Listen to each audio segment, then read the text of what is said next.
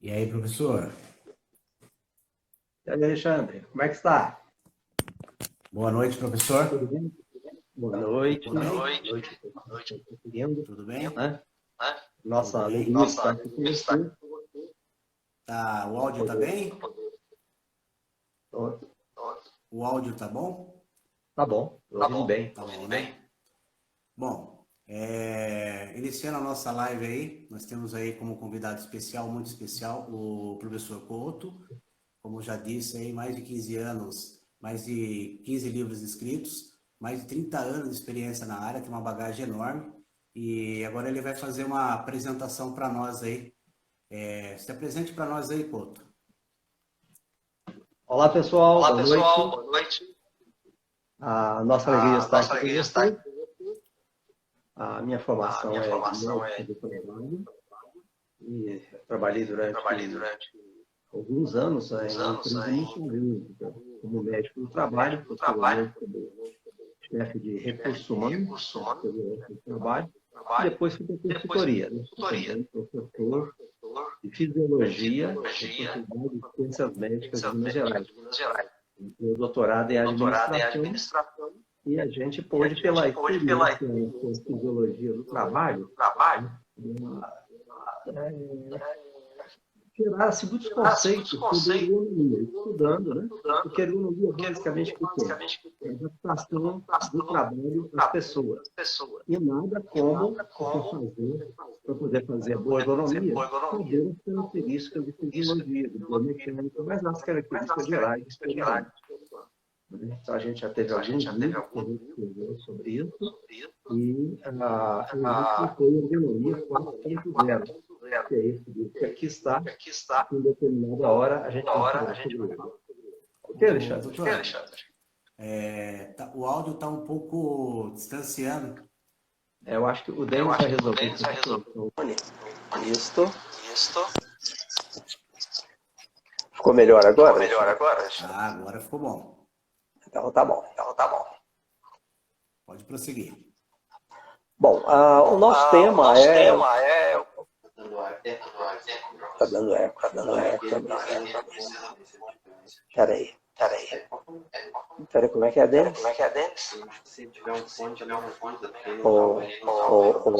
Alexandre, se você tiver um fone também, facilita para mim, porque não dá eco aqui para mim. Tá dando eco aí? Tá dando eco. Vê se você consegue aí o seu fone.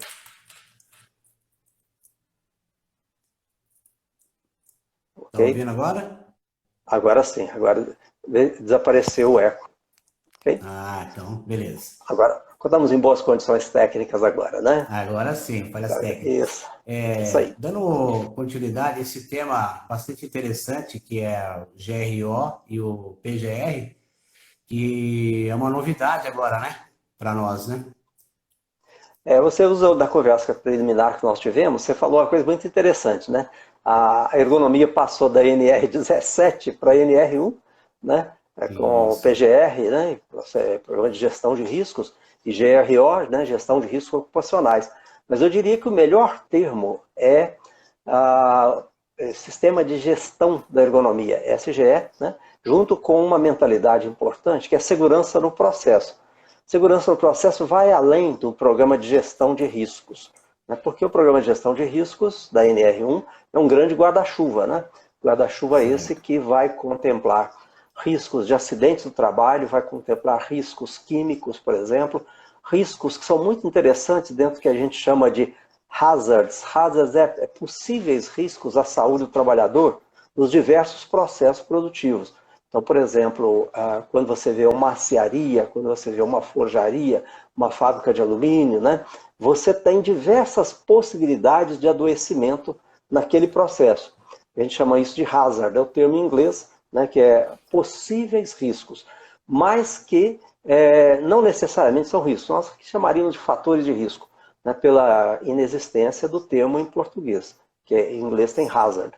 Então, assim, quando você fala de PGR, né, ou de segurança no processo, que seria o grande objetivo, a gente iria contemplar, tem se contemplado os riscos de acidentes, os riscos de adoecimentos por causa do trabalho, né, os riscos ambientais, observe bem, e naturalmente as questões ergonômicas, né, que estão mais do que envolvidas, né, uma vez que elas são um grande, digamos assim, um grande fator que gera passivos nas empresas, né, que são os fatores de natureza ergonômica, os biomecânicos, com certeza, as lombalgias, as hérnias de disco, as Ler-Dort, né, e também os Certo. fatores que nós chamamos psicossociais, que são o grande tema, né? Só lembrar que hoje a terceira causa de afastamentos prolongados no mundo, na Previdência Social, em qualquer país do mundo, são os transtornos mentais e, quando estão relacionados com o trabalho, também fazem parte da nossa pauta de ergonomia. Então, é uma abrangência de conceito extraordinária que nós temos aí no PGR da ergonomia. Certo. Então, como debaixo do guarda-chuva agora, acaba incluindo todos eles, todos os riscos praticamente num só, né? Geralmente o pessoal já colocou tudo debaixo do guarda-chuva só. E o bacana Exatamente. o interessante que a ergonomia passou a ser lembrada, porque geralmente era muito esquecida pelas empresas, né? A partir desse momento agora ela vai ter um valor muito mais significativo, né? É uma evolução, é aquilo que você falou antes, né? Estávamos lá na NR17, agora estamos na NR1, né? É interessante essa sua abordagem, né? Mas assim, eu diria para você o seguinte, né? A ergonomia ela sempre foi lembrada quando havia problemas e muitos problemas, né? Então, quando a empresa tinha muito problema de afastamentos, hérnia de disco, lombalgias, Ler-Dort, era lembrada a ergonomia, né? Mas outras vezes não. Mas assim, é uma evolução. E por que é uma grande evolução? É porque a gente sai da chamada abordagem localizada da solução e procura-se o sistema de gestão. E nesse caso, né, por exemplo, existem muitas empresas que tiveram muitas ações e continuam tendo ações de ergonomia, mas quando a gente chama assim de ações focalizadas em algum lugar. Tem tal área que tem muita lombalgia, vamos fazer uma atuação lá. Então é localizada. Agora, com o PGR, há a necessidade de se ter aquilo que nós chamamos assim de abrangência da ação para que seja feito o panorama ergonômico. Naturalmente, o termo que eu uso para panorama ergonômico é um chamado mapa de risco ergonômico. E sobre esse mapa de risco, nós tenhamos, então, planos de ação bem definidos. Aí é que está a grande evolução. Aquilo que a gente só conseguia em algumas poucas empresas no Brasil, observe bem, poucas empresas tinham isso. Agora passa a ser uma necessidade ditada como um método de trabalho, né, que seria exatamente o PGR da ergonomia, o PGR, o GRO, gestão dos riscos, chamada segurança no processo. Segurança no processo. E aí, nesse caso, a gente chamaria assim que o mais importante é o Sistema de Gestão da Ergonomia, SGE, Sistema de Gestão da Ergonomia. E aí, quem está nos assistindo,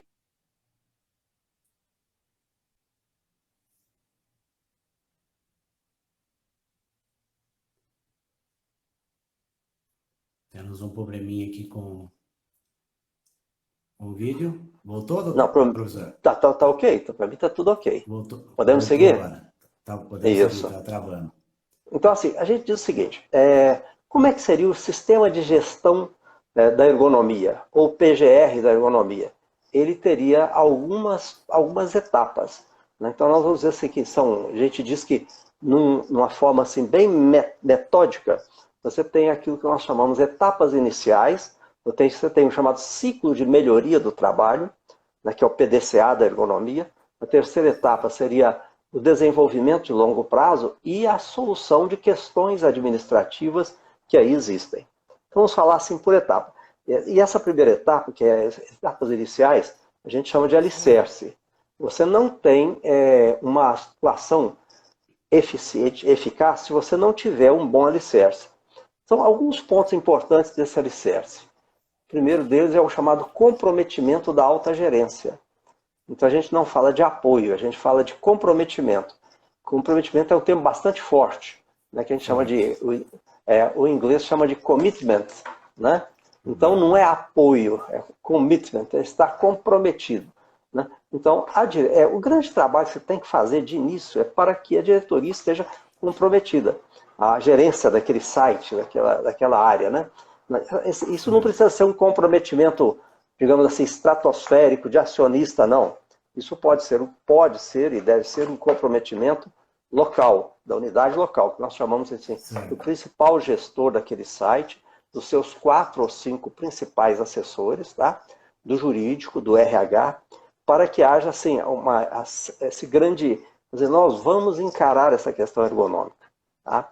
Então, esse é um dos pilares. Outro pilar bastante importante é como trabalhar, quem vai decidir e quem vai efetivamente melhorar as condições de trabalho. Então, o nível de alta gerência, que eu chamo então do diretor do site, né, o gerente do site, com seus 4 ou 5 gestores principais, o jurídico, o RH, se constitui, e o Serviço de Medicina e Segurança, se constituem no chamado Comitê Deliberativo. Mas nós precisamos ter uma equipe executiva. E essa equipe executiva, a gente chama tradicionalmente de COERGO, Comitê Executivo de Ergonomia. E esse Comitê Executivo de Ergonomia, a gente não pode incorrer em alguns erros. Nós temos que acertar na mosca. E o que é acertar na mosca? Quem é que tem que ser o coordenador desse Comitê de Ergonomia? Não somos nós da ergonomia. Então você é educador físico, não é isso? Com pós-graduação em engenharia de produção, não é isso? Acertei? Isso. Acertei. Isso. Então, assim, e a gente vê, por exemplo, muitos profissionais de ergonomia muito entusiasmados e depois se frustram. Por exemplo, fisioterapeutas, tem muitos fisioterapeutas muito competentes em ergonomia, né? Muitos médicos do trabalho competentes em ergonomia. Aí, essas pessoas assumem para si a função de coordenador do comitê de ergonomia. Não devem. Olha só o que eu estou falando. Por quê? Porque a execução das melhorias nós não sabemos fazer. Entendeu? Quem sabe fazer a melhoria ergonômica? Sempre lembrar o seguinte, a melhoria ergonômica é ou medidas de engenharia ou medidas de gestão. Engenharia mais gestão. Quem sabe fazer engenharia na empresa? Não é você, né? Com o seu saber como educador físico básico, né? Não sou eu, com o meu saber básico de médico. Não é o fisioterapeuta, com o saber dele básico de fisioterapeuta. É o engenheiro que está lá na área, o engenheiro de projeto, o engenheiro de manutenção. Então, assim, nós temos que pensar bem pessoas efetivamente competentes para poder fazer as coisas melhorarem. Então, é o pessoal da engenharia, o pessoal da manutenção. Então, são pessoas-chave que são o coordenador do comitê. Aí, você tem que ter uma outra coisa interessante na constituição do Comitê Executivo de Ergonomia, que são chamados líderes. Esse indivíduo não age sozinho. Você imagina uma empresa de 1.000 pessoas, 1.000 empregados, como que você vai dizer que um engenheiro desse vai agir sozinho? Então você vai pegar, por exemplo, 7 áreas, 6 áreas, que são aquelas áreas daquele site, e pensar líderes para poder ajudar esse indivíduo. Tá? A outra composição fundamental no Comitê Executivo de Ergonomia é de representantes de pessoas operacionais.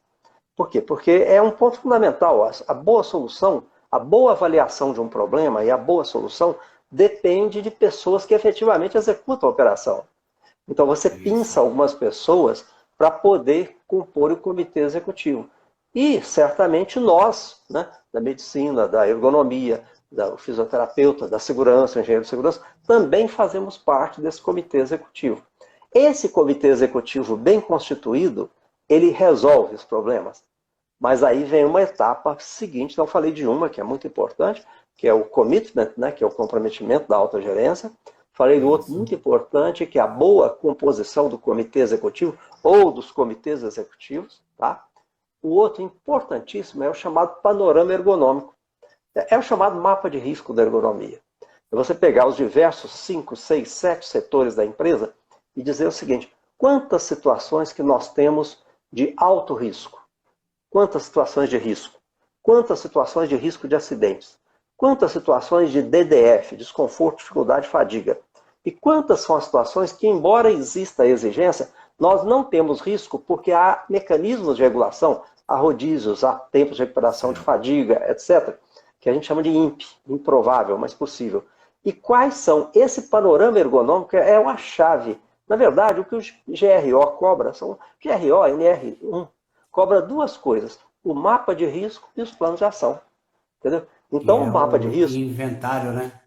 Inventário de riscos. Né? Então, assim, saber fazer isso, por exemplo, numa empresa de 1.000 empregados, você, aí sim, somos nós, consultores de ergonomia, junto com essa equipe importante que a gente citou, isso a gente faz em 3 meses, não precisa mais do que 3 meses para a gente ter um bom inventário de risco ergonômico, entendeu? Então, assim, e é bem classificado. A classificação que a gente sugere é a seguinte, né?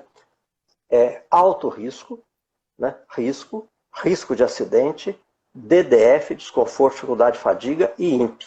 Entendeu? E quais são essas atividades? Com isso na mão, o comitê executivo e a diretoria, eles sabem onde que tem que trabalhar. Faça então, com nossa ajuda, com nossa coordenação, nós consultores de ergonomia, o chamado, né, planejamento das soluções. E esse planejamento das soluções, ele não é imediato, ele pode ser para um ano, para 5 anos. Tem uma empresa que a gente está concluindo agora, né, que nós vamos entrar no 5º ano. Tá? E assim, ela propôs, esse levantamento foi feito em 2016, né, esse panorama ergonômico, né, esse mapa de risco, foi feito, na totalidade, tem erros. Ele tem que ter uma assertividade, uma certeza de uns 90%. Depois ele vai melhorando. No ano seguinte, nós esquecemos disso, não tem problema nenhum. Aí você acrescenta aquelas questões que você esqueceu. Entendeu? Mas assim, ele passa a ter uma assertividade de uns 90% a 100% em um ano. Isso quer dizer o quê? Aquele mapa de risco, né, que eu chamo de panorama ergonômico, se alguém falar de um problema, de uma questão, né, que seja risco ergonômico, nós temos 90 a 95% de certeza que aquilo está mapeado. Nós não temos surpresa, entendeu? E aí, então, a empresa faz um planejamento, digamos, pode ser de 3 anos, de 5 anos, daqui a pouco eu falo sobre isso.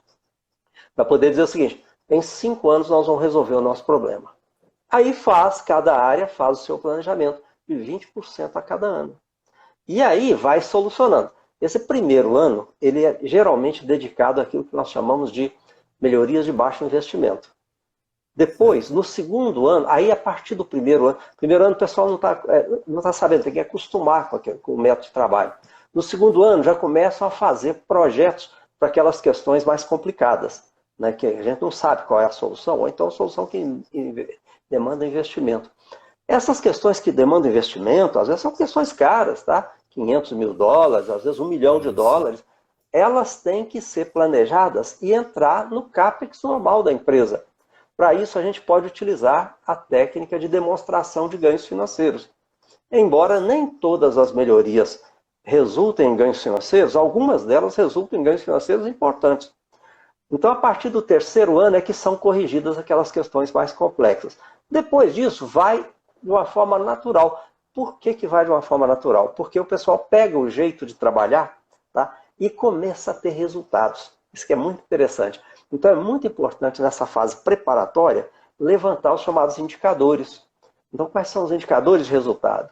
Os principais indicadores de resultado que nós temos em ergonomia são absenteísmo por CDM, entendeu? Por lesões musculoesqueléticas, dias perdidos por CDM nas diversas áreas, nas diversas funções. Tá? Nós temos o que mais? Nós temos queixas no ambulatório, nós temos afastamentos da previdência social, transtornos mentais. À medida que você, assim, laudos negativos de perícia, laudos em que o perito vai lá e vê uma condição que condena a empresa a pagar a indenização, à medida que a gente vai, que as áreas, as áreas, tá? Isso. As áreas vão resolvendo esses 20% a cada ano, aí a empresa começa a perceber. Ela começa a economizar dinheiro. O afastamento, o absenteísmo começa a diminuir, né? Os acidentes começam a diminuir, porque 40% dos acidentes são devidos a más condições de ergonomia. Isso é a live de amanhã com o Denis, não é isso? Isso. Fator ergonômico, né? O fator prevenção de acidentes na ergonomia, né? Isso. Então, a coisa vai ganhando um corpo extraordinário. E qual que é o papel da gerência? É acompanhar, da alta gerência, né? Acompanhar, dar apoio, direcionar, aprovar os orçamentos e acompanhar os resultados e fazer o redirecionamento dos esforços. Com isso, você entra na segunda fase, que é o chamado ciclo de melhoria do trabalho, que é o PDCA da ergonomia. Plan, né? Plan, né? Do, check e PDCA. E action, ok? Então você roda esse processo, né? E vai melhorando. Então, assim, quando você faz um processo desse realista, a coisa anda. Você não pode ter a ideia que então, as questões ergonômicas elas vão sendo resolvidas, as questões administrativas relacionadas a isso vão naturalmente sendo resolvidas com uma ação que é uma ação consistente, mas que pela NR1 só tem duas ferramentas, olha só coisa interessante, é o mapa de risco e os planos de ação. Mapa de risco e plano de ação. Né? Simplificou bastante. Mas assim, o que não se pode ter é a noção de que isso seja simples. Né? E qual que é o nosso papel de profissionais de ergonomia? Eu digo que é catalisadores. Né? Nós somos como uma reação química. O que é o catalisador? Ele entra no processo, facilita a reação, mas ele em si não participa. Nós não sabemos nada da melhoria de engenharia da empresa. Nós temos que ter a humildade socrática para saber disso. Mas nós catalisamos aquele esforço dos engenheiros, tá? E dos técnicos e dos operadores. No final saem soluções extraordinárias, com a nossa ajuda, com o nosso dedo. Entendeu? Então o PGR da ergonomia, ele tem assim, esse formato. Daqui a pouco eu discorro um pouco mais sobre algumas fases. Agora está na hora de você me perguntar um bocado, Alexandre. Isso. Uma das coisas que o senhor colocou, que eu achei interessante, é esse comprometimento da alta gerência. É uma coisa que eu vejo muito nas empresas, que é muito difícil você fazer essa adesão. Eu não sei como é o olhar do senhor nesse ponto aí. Olha, é o seguinte, isso não é simples, tá? Mas assim, você pode dizer o seguinte, quando você já trabalha há mais tempo numa empresa, né, é mais fácil fazer. Por exemplo, eu vi que você tem um trabalho numa série de empresas aí em São Roque, Mairink, não é isso? Na sua área, aí perto, entre Sorocaba e São Paulo, mais ou menos, né? Isso. E que você tem consultorias constantes, não é isso? Programas de consultoria. Quando você tem essa situação, fica mais fácil. E por quê? Porque você começa a levantar dados que você pode mostrar para a diretoria. Entendeu? Então, à medida que você tem dados, por exemplo, de porcentagem de tempo perdido por absenteísmo médico, quando você tem dados que são, por exemplo, acidentes do trabalho, em que o fator má condição de ergonomia foi fundamental, foi decisivo, foi o determinante principal. Quando você tem dados, por exemplo, sobre afastamento no INSS, que por B91, né, seria afastamento por doença do trabalho, né, e não por B31. B31 seria auxílio doença, né, não acidentário. Isso. Que isso tem preço, né, isso tem custo. Então, por exemplo, quando você fala, por exemplo, um afastamento que você teve na Previdência Social, um trabalhador, né, numa empresa metalúrgica, por exemplo, ele custa para a empresa um afastamento cerca de R$150 mil. Isso aí só do que a empresa vai pagar a mais, né, no FAP. Entendeu? Então você começa a fazer essa demonstração, aí você mostra, você consegue esse comprometimento. Esses ganhos, né? Os ganhos pelo lado financeiro. Entendeu? É um lado muito interessante de trabalhar. Quem pode fazer isso? Quem, como você e tem tantos outros que estão nos assistindo, tem consultorias constantes em empresas. Entendeu? Aí você consegue esse comprometimento. E aí o interessante é o seguinte, às vezes esse comprometimento ele é como uma espécie de, precisava de uma centelha. Os gerentes sabem, os diretores sabem que precisa fazer alguma coisa. Aí quando você leva para esse lado dos ganhos financeiros, nessa demonstração, a centelha pega. Entendeu? Por quê? Porque no fundo, também eles não querem ter problema, ninguém quer trabalhar com risco, né? Não são eles pessoas... vão empurrando até quando dá. Depois eles Exatamente. veem que não dá. Exatamente. Aí eles acabam assumindo, né, uma mentalidade que a gente chama de comprometimento. Eu chamo a atenção que esse comprometimento ele precisa ser explícito, tá? Esse é um ponto importante. A gente diz o seguinte, existe um documento que a gente cobra da empresa, que é chamado Declaração de Princípios de Atuação Ergonômica. Então, naquela fase preparatória que a gente diz, ele é um item muito importante. E por quê? Porque é um documento simples que a empresa pode formatar a seu critério, mas que diz a empresa tal quer fazer a ergonomia, né, acredita que isso vai e quer a adesão, tá, dos seus gerentes, supervisores e trabalhadores. Isso dá uma força danada para a gente para poder fazer o trabalho. Um ponto importante é o seguinte, quanto de tempo é razoável para a empresa encarar seus problemas ergonômicos? Isso varia. Nunca mais do que 5 anos, tá? Mas assim, quando você tem empresa que tem muita mão de obra de manufatura, você consegue um resultado bem mais rápido. Aí você poderia pensar, puxa vida, não é mais complicado? Não, não é mais complicado, não. E por que não é mais complicado? Porque quando você tem muita manufatura, gente fazendo as operações com as mãos, etc., né? Linhas de montagem, células de produção, as soluções ergonômicas são mais de gestão.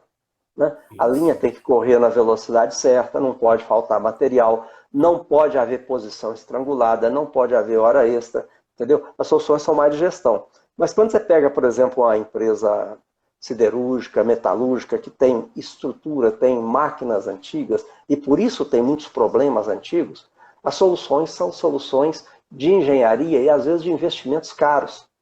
A gente tem que entender isso. Então, nesse caso, você fala de solução de 3 a 5 anos. Entendeu? Então, tem hora que tem que saber que a solução são máquinas antigas, que a empresa vai ter que comprar outras máquinas melhores, que dão melhor produtividade e resolvem o problema ergonômico, mas demanda tempo. Entendeu? Então, assim, o plano, que nós chamamos de planos de ação, né, que é uma divisão de longo prazo, ela é de 2 a 5 anos.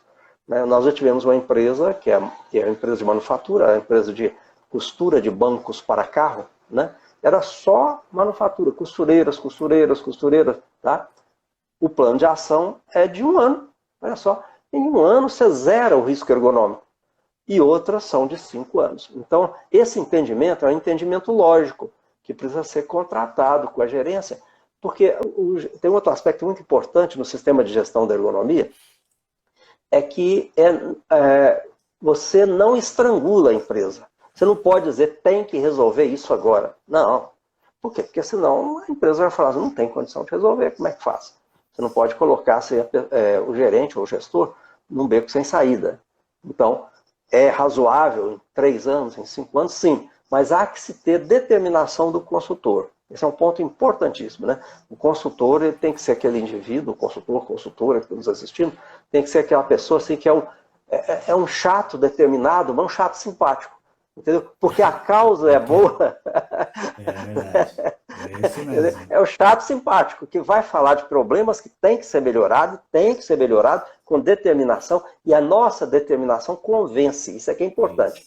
Quando você está convencido e está determinado, o gerente também entende essa determinação. E ele entende que tem que ser melhorado. Mas nós temos que ser razoáveis em relação à possibilidade. Então, por exemplo, você tem um problema ergonômico, que só vai ser resolvido no 3º, do 4º ano, e não tem jeito de ser resolvido antes, a gente tem que entender que antes nós temos que estabelecer com eles medidas de gestão para poder reduzir o impacto. Antes de resolver, vamos mitigar o risco aqui agora, né, fazendo, por exemplo, rodízio nas tarefas, fazendo tempos de recuperação de fadiga, estabelecendo mais de um para poder fazer operação em práticas. Esse tipo de visão é a visão assim, conceitual importante que se tem que ter. Certo. Vamos lá, Alexandre. Fala mais um pouco antes de eu falar mais. Olha aqui, ó, a Beatriz, ela está nos perguntando aqui, que ela fala assim que a questão do comprometimento da alta gerência pode ser relacionada à cultura da empresa? Eu diria que muito, né? Nós tivemos assim, essa questão da cultura da empresa, cultura é uma coisa que a gente chama de reificação. Reificação, né, é uma coisa que não existe, mas existe, né? Você não consegue pegar. Né? Eu não consigo pegar a cultura, mas a cultura está lá. Né? Então a cultura da empresa tem diversas culturas, e diversas culturas, algumas favoráveis, outras desfavoráveis. Então, por exemplo, você tem uma determinada realidade, chama empresa familiar. Empresa familiar tem uma cultura, né? E você tem que entender que muitas vezes, né, na cultura da empresa familiar, a influência muitas vezes é a influência da família, no sentido de a família compartilhar aquele valor. Às vezes você tem dificuldades em relação a isso. Então vamos dizer assim, essa é uma característica. Outra característica interessante de cultura é a cultura que nós chamamos de empresa que tem são 3 características importantes. Uma chamada crematística, com taylorismo extremo e com obsessão pelo resultado. São empresas extremamente difíceis de você conseguir uma solução ergonômica. Crematística é a chamada, a cultura é pelo ganho de dinheiro. Né? A empresa só está interessada no ganho de dinheiro. Tá? Junto com o taylorismo excessivo. O taylorismo excessivo é O trabalhador ganha mais quanto mais ele produzir. E isso é estimulado em termos de adicionais de produtividade. Prêmio de produtividade sem limites, tá certo? E o outro seria então, a crematística, o taylorismo e obsessão-compulsão. Então você tem gerente obsessivo-compulsivo. Então são coisas difíceis que nós temos que ver. Existe uma cultura muito interessante, eu estou graduando, que é um problema sério, que é chamada cultura neoescravista. E o que é a cultura neoescravista? São determinadas empresas que, para os donos da empresa, o trabalhador é coisa. Entendeu? Troca. Então são coisas complicadas, se instituir ergonomia. Como tem a chamada cultura baixo nível. E o que é a cultura baixo nível? O nível daquele empresariado, daqueles gerentes que ali estão, é muito baixo, muito rasteiro. Né? Você estudou engenharia de produção, você sabe que engenharia de produção tem técnicas, tem ciência, tá certo? Mas quando você pega, por exemplo, determinado dono de empresa, o dono da empresa, para o dono da empresa, o trabalhador é coisa. Entendeu? Para os gerentes que ali estão, o trabalhador também é coisa. É muito difícil instituir ergonomia. Até chegar, eu chamo isso de cultura baixo nível, tá? Baixo nível. Não, baixo nível porque é diferente, é neoescravista. O baixo nível o nível gerencial das pessoas é muito fraco. Eles se habituam com um tipo de ganho junto com um monte de perdas e a mentalidade deles não comporta alguma coisa de grande melhoria, como a ergonomia o é. A ergonomia é uma grande melhoria na cultura da empresa, na prática gerencial da empresa. Entendeu? E aí, até chegarmos, observe bem, eu estou graduando, a chamada empresa de abordagem sistêmica. O que é a empresa de abordagem sistêmica? É aquela empresa cuja cultura todos os subsistemas são importantes. O subsistema técnico, tecnológico é importante, o subsistema meio ambiente é importante, o subsistema gente é muito importante, o subsistema qualidade é importante, mas subsistema gente é muito importante. Observe bem. Então, quando você encontra uma empresa dessas, aí a ergonomia nada de braçada. Entendeu? Por quê? Porque você pode mostrar a grande contribuição do sistema do PGR da ergonomia para o resultado da empresa. Então, assim, um dos grandes problemas que a gente tem, né, é quando você chega numa empresa, e isso o nosso profissional, quem está nos assistindo, deve ter essa noção, é o que a gente chama de identificar a cultura da empresa. Aqui em Minas Gerais a gente diz o seguinte, você chega na empresa, você tem que identificar um cotô. Um cotô é onde que eu estou. Um cotô, né? Onde que eu estou? Que tipo de empresa que eu estou? Eu estou numa empresa de abordagem sistêmica? Eu estou numa empresa familiar? Eu estou numa empresa baixo nível? Eu estou numa empresa crematística, taylorista? Eu estou numa empresa com obsessão, compulsão? Eu estou numa empresa neoescravista? E saber que você tem algumas estratégias em relação a isso. Por exemplo, na empresa familiar, você nunca entra em conflito com a hierarquia familiar. Você tem que cativar essa hierarquia familiar. Então, são técnicas que existem, né? Mas reconhecendo essa coisa interessantíssima chamada cultura da empresa. Cultura da empresa. Nós temos aqui a Renata, ela está perguntando aqui a respeito do e-social, né? E-social, e muitas empresas procuram o serviço ainda por conta da cobrança do e-social. Nós tivemos muita mudança no e-social agora, né, doutor? Olha, o E-Social ele passou por uma fase assim, muito interessante, né? Assim, esse ano que acabou, né? Especialmente, né? Com a mudança de governo, eu sempre fui assim, um crítico do excesso do E-Social. Todo mundo, quem conhece sabe disso, né? Então, assim, que a gente dizia que, eu diria que o E-Social estava tomando um caminho que era o sonho delirante do burocrata. Né? A gente falava isso, o pessoal ficava uma fera. Mas chegou a um ponto assim que você tinha assim, uma coisa assim, terrível, difícil, né? Aquilo que eram 9 itens. Né?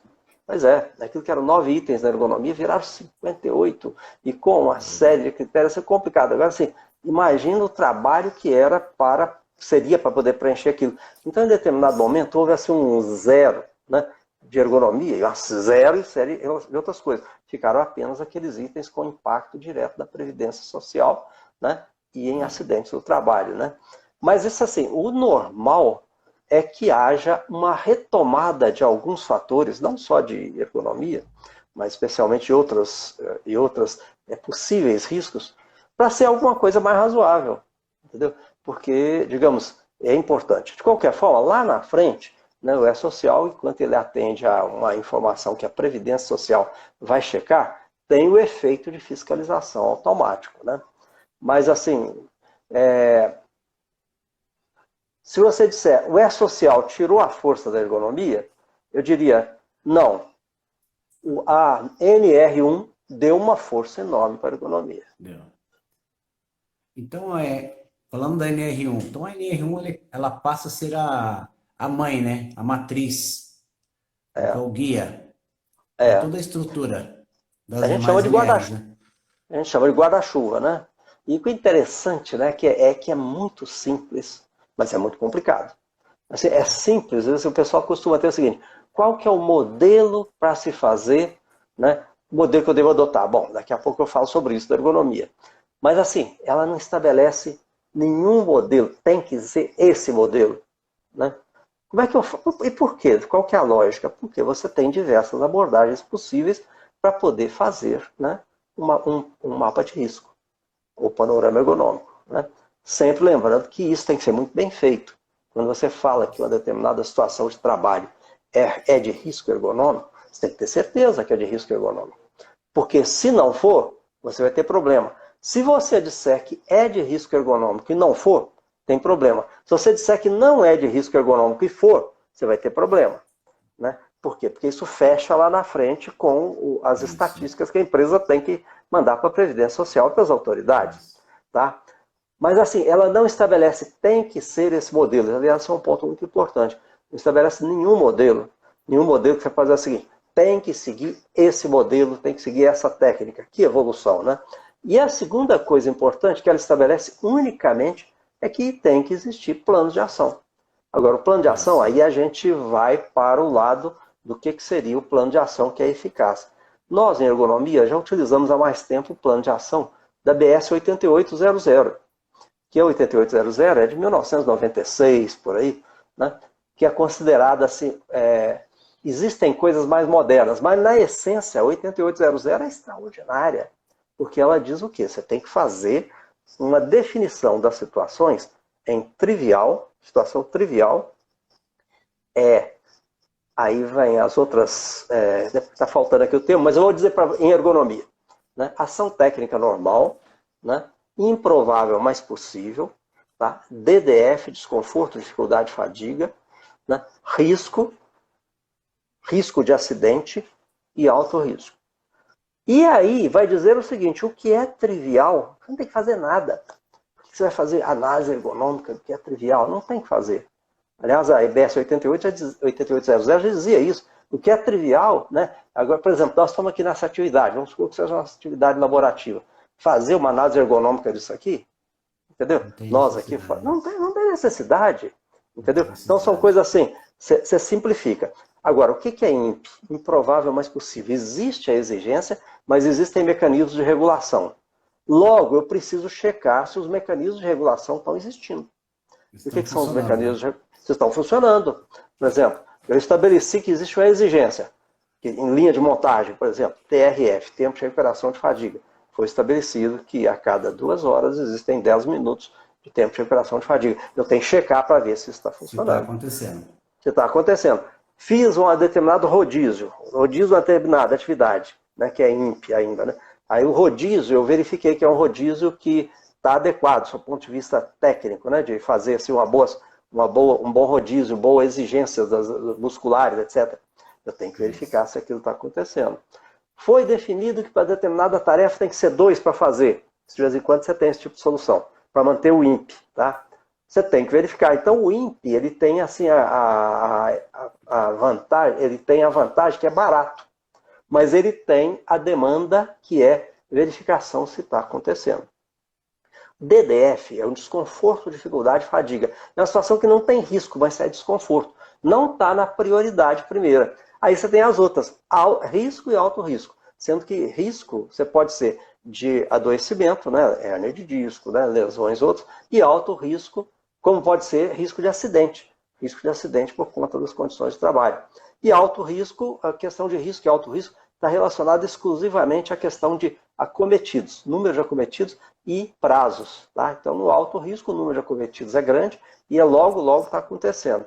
E qual que é a grande contribuição da BS 8800? É que para essas situações de alto risco, risco e alto risco, você tem que ter planos de ação. E o plano de ação, ele tem uma lógica, que seria o quê? Quem vai fazer, o que tem que ser feito, quem vai fazer, qual é o prazo. Bom, é que o 5W, o H e o HM, né, da boa gestão. O que fazer, né, por que fazer, quem vai fazer, quando será feito, como, né, onde se couber essa pergunta, e how much, quanto vai custar. Então, à medida que existe isso, tem que ter a dotação orçamentária. E isso tem que ser aprovado pela alta gerência. Então, assim, é muito terra a terra. Tanto o mapeamento de risco quanto os planos de ação. Né? Só que isso envolve uma ação diferente nossa. Então você vai dizer o seguinte, nós profissionais de ergonomia estamos capacitados para isso? Eu diria, nós temos que nos capacitar. Okay? Para poder sermos bons, o termo que a gente usa, né? Catalisadores desse processo. E eu diria para você, à medida que a gente consegue fazer isso bem dentro da empresa, a empresa utiliza o nosso modelo para muitas outras coisas. Para, por exemplo, qualidade, produtividade, para poder verificar custo, entendeu? É um modelo bastante interessante. Por quê? Porque ele não tem segredo, é boa administração. Então, assim, o PGR da ergonomia, ele não tem segredo, ele é boa administração. Onde que está o segredo? Está no profissional de ergonomia, que é quem está nos assistindo, né? Em saber fazer um bom panorama ergonômico, um bom mapa de risco e saber catalisar esses esforços dentro daquilo que nós chamamos de resultado produtivo. Né? E para isso precisa de treinamento, precisa dar treinamento, precisa saber formar as forças-tarefas adequadas, saber estudar um plano, uma situação e estabelecer bem qual é o plano de ação antes de levar para a diretoria. Porque a diretoria tem um aspecto muito interessante. São pessoas competentes. E eles sabem quando chega um trabalho bem feito, entendeu? Quando chega um trabalho, como diz aí em São Paulo, que eu gosto muito do termo, um trabalho meia boca. Né? Então nós não podemos levar trabalho meia boca para a alta gerência, para a diretoria. Isso. Temos que levar trabalho bom, consistente. Entendeu? Então o aprendizado nosso, quem está nos assistindo, do profissional de ergonomia, para essa outra realidade, é um aprendizado que não é a técnica da ergonomia. Isso nós sabemos razoavelmente bem, né, Alexandre? Né? Sabemos. Né? Mas assim, é saber como fazer um bom mapa de risco, tá? Consistente, adequado, abrangente, com uma confiabilidade dos 95%, tá? E como fazer esse trabalho de catalisador para que as pessoas envolvidas na solução façam bons planos de ação e esse plano de ação, nessa linha que eu falei, né, para você, seja um plano de ação execuível num prazo razoável. Tá? Vamos lá. Certo. Sinalizando aqui para mim, Denis, nós temos ainda quanto tempo? Temos aí 10 minutos? uns 10 minutinhos. 10 minutos, então, né? Uhum. Então, professor, simplificando, no caso do PGR aí, dentro do PGR são duas ações praticamente, né? Que é o inventário e o plano de ação, né? Inventário e plano de ação. Então, simplificou bastante, mas uma pergunta que não deixa de calar. Muitos profissionais comentam, vi comentários sobre análise ergonômica do trabalho. Muitos falam que o inventário vai substituir. Isso não é verdade, porque você precisa fazer o mapeamento através da análise ergonômica. Observe bem, olha só que interessante. Dentro da simplicidade que tem que existir, né? Que é o quê? Você faz o mapa de risco, o panorama ergonômico, que eu chamo, tá? E você vai identificar 5 tipos de medidas, né? Que são as soluções. A primeira delas são melhorias de baixa exigência, de baixo investimento. Eu chamo de MBI, melhoria de baixo investimento. A segunda é replicação de soluções conhecidas. Terceiro é projeto ergonômico. Quarto é melhorias na gestão. Tá? E quinto é sem solução técnica. Vamos observar bem. Se você fala que é uma melhoria de baixa exigência ergonômica, de baixo investimento, você não precisa de análise ergonômica. Vamos dar um exemplo claro. Você tem um indivíduo trabalhando encurvado porque a mesa de trabalho dele é baixa, está baixa. Ele está fazendo uma bobinagem, fazendo uma embalagem de uma bobina no chão, no nível do piso. Né? Claro que é um risco. Tá? Aí qual que é a solução simples? Simples. É uma bancada para que ele trabalhe na posição vertical. Qual a necessidade de análise ergonômica aí? Nenhuma. Ok? Aí vamos para a segunda. Então, essa é a chamada melhoria de baixo investimento. Uma melhoria de baixo investimento não necessita de análise ergonômica. Você precisa apenas de um parecer técnico de engenharia mínimo, tá? Para poder dizer o seguinte, aquilo ali não tem risco associado. Porque senão tem que tomar cuidado com isso, porque às vezes você faz, a solução passa a ser a solução que a gente chama de intempestiva, que deixa outros riscos associados, ok? Segundo, replicação de soluções conhecidas. O que é replicação de soluções conhecidas? Por exemplo, eu tenho uma determinada máquina aqui que é um problema, tem um risco ergonômico. Existem mais outras 2 máquinas que já têm uma solução conhecida, que já está implantada. Então, o próprio fabricante daquela máquina já me disponibiliza aquela solução. Eu não tenho que fazer análise ergonômica. Eu tenho que ver, aquela solução se adapta à minha realidade? Sim. Aí entra já direto no investimento. Ano que vem, vamos comprar, entendeu? Etc. Né? Terceiro, eu tenho um problema complexo. Eu não sei qual é a solução. Aí eu tenho que fazer uma análise ergonômica. Certo. Aí tem que juntar a força-tarefa para poder estudar aquilo e fazer uma análise ergonômica bem feita, com todas as etapas de uma boa análise ergonômica. E até chegar ao plano de ação. Ok? Quarto, eu tenho um problema ergonômico que é de gestão. Por exemplo, estou tendo hora extra demais. E essa hora extra de trabalho repetitivo, todo mundo sabe, é crítica. Não necessariamente preciso de uma análise ergonômica.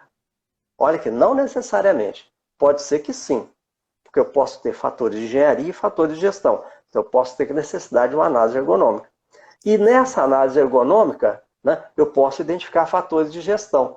Mas assim, se eu tiver uma situação que seja nítido que é fator de gestão, eu não preciso de análise ergonômica. Preciso que seja resolvido o problema da hora extra.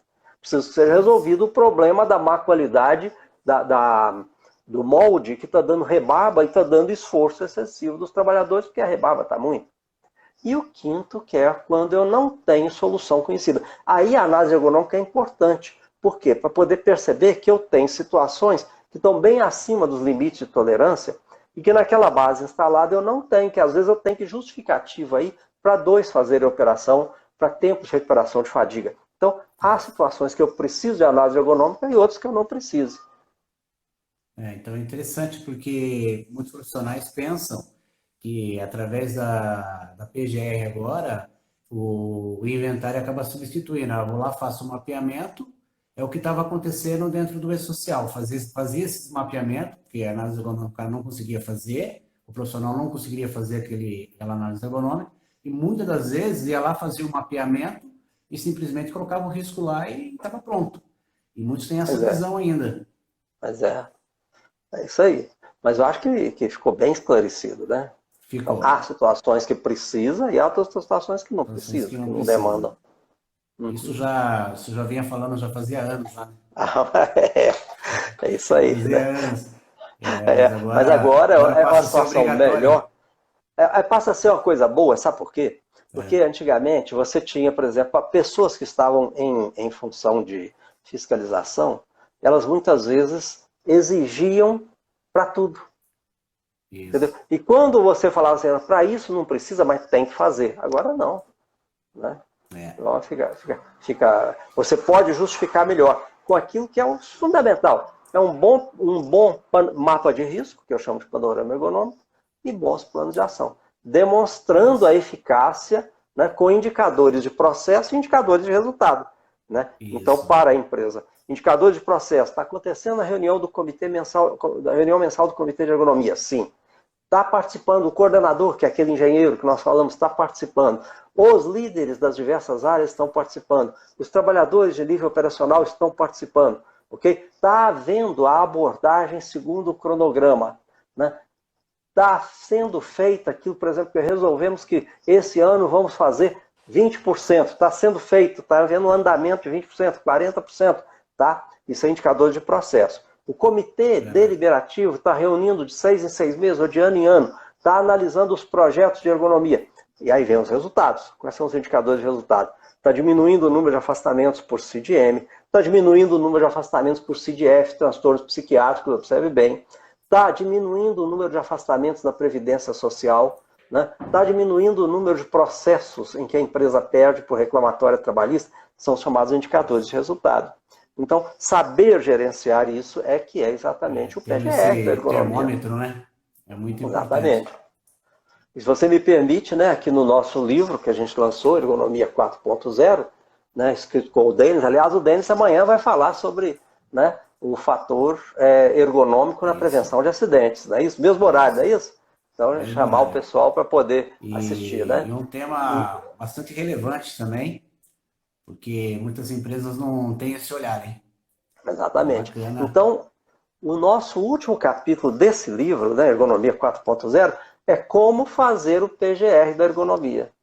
Entendeu? Então, está aí, assim, bem objetivo, com todas as etapas, com exemplos de tabela. Então, vai falar assim, eu quero um modelo para poder fazer. Então, me permita. É o modelo que está no livro Ergonomia 4.0, que a gente tem um sucesso grande na instituição em diversas empresas no Brasil. É isso aí. Professor, o Sim, meu horário caro. já está caminhando. Eu agradeço pela participação na live. Se tiver mais alguma pergunta, ainda tem mais tempo ou não? E tem uma perguntinha que só queria para finalizar. Deixa eu ver se ele colocou aqui. Não sei se ele retirou aqui a pergunta aqui. Ele colocou aqui a diferença entre o GRO e a PGR. Não tem diferença nenhuma, né? GRO é gestão de riscos operacionais. É isso, né? Ocupacionais. Gestão de riscos ocupacionais. Tá? PGR, Programa de Gestão de Riscos. Então, assim, o gestão de riscos ocupacionais, digamos o seguinte, o valor que está embutido aí, mas deveria ser diferente. Deveria ser como eu defendo, né? Gestão, né, para o processo seguro. Tá? GPS. Gestão para o processo seguro. Tá? Agora, qual que é a ferramenta? Programa de gestão de riscos. E qual que deveria ser? Sistema de gestão de riscos. E por quê? Por que sistema e não programa? Porque programa, às vezes, começa e para, né? Sistema integrado de gestão é quando você já integra a ergonomia, a segurança, aquilo que eu chamo de hazard, no processo de gestão normal da empresa. Então, as boas empresas, contínuo, as boas empresas, né, você conhece algumas boas empresas aí na sua região, que eu vi você dar assessoria para algumas boas empresas, elas já têm isso. Já tem isso que vê, por exemplo, sistema de gestão da produtividade, sistema de gestão da qualidade, sistema de gestão do meio ambiente. No DNA delas. Está no DNA e no sistema da empresa. Isso. Então você põe a ergonomia, entendeu? Aí, por exemplo, sistema integrado de gestão, esse é o nome melhor que teria. Mas assim, se é PGR, vamos para o PGR, né, e fazer um bom PGR da ergonomia. Mas agora, eu creio que é a bola da vez da ergonomia agora. Creio também que vamos se destacar bastante, porque eu creio que a ergonomia é um dos fatores muito importantes dentro da empresa, né? Eu diria assim que, se você me perguntar qual que é o fator, que um dos grandes motes para quem está nos assistindo é a chamada demonstração de ganhos financeiros com a ergonomia. Isso. Né? Mostrar a ergonomia está em todo lugar da empresa, né, doutor? Mas e como que isso traz ganhos financeiros para a empresa. Né? Eu já falei alguns aqui, mas você pode deduzir. Tem uma empresa agora que a gente conseguiu, nós não, eles conseguiram, lógico, né? com a nossa ajuda como catalisadores, um robô para substituir os seres humanos em situação muito difícil, $1.300.000. Percebe bem? Assim, o pessoal era bem incrédulo, isso nunca sai, isso nunca sai. Depois que a ergonomia olhou, né, saiu, mas mostrando o quê? O chamado VPL, o valor presente líquido, né, e a taxa interna de retorno. Aquilo que iria custar $1.300.000, já deve estar pronto. Tá? Ele, na realidade, valia para a empresa, $5.000, em função da redução que havia, 5 milhões de reais, né? 5 milhões de dólares. Ele era $1.300.000, valia 5 milhões de reais. Em função de dólares, em função da redução do desperdício de marcações erradas de bobinas que seria proporcionado pelo robô. A hora que você demonstra isso, nossa, né? Então, assim, para quem está nos assistindo, né, sempre procurar ver ganhos financeiros, porque não é a principal coisa que nós estamos aqui na vida, né? Nós estamos para poder proteger a saúde do trabalhador, mas quando a gente demonstra que as medidas de melhoria ergonômica geram ganhos financeiros, a gente consegue o resultado, a aprovação mais rápido. É isso aí. Doutor, o horário está indo já. Eu Isso aí. agradeço pela participação. Uma alegria, Alexandre. Aí auxiliando. E espero que nos encontremos mais vezes. Isso. Vai chegar aqui dentro. Mais vezes. Parabéns pelo trabalho, pelo livro que esse ano aí, um ótimo livro. Eu adquiri esse livro aí, muito bom. E isso aí. O resto aí, fique em paz aí. Você também, temos muito. Todos nós aí. E amanhã não esquece, live com o Denis. Denis Couto também. É o fator de ergonomia aí na prevenção de acidentes. Muito obrigado, Alexandre. E obrigado doutor. Uma boa noite a todos que nos assistiram. Obrigado a todos também pela participação. Agradeço aí a participação de todos. E não esqueça amanhã aí, live aí com Denis Couto aí, fator ergonômico na prevenção de acidentes aí. Muito bacana, muita coisa para aprender amanhã também. Obrigado pelo bate-papo aí, professor. Até mais. Até mais, Alexandre.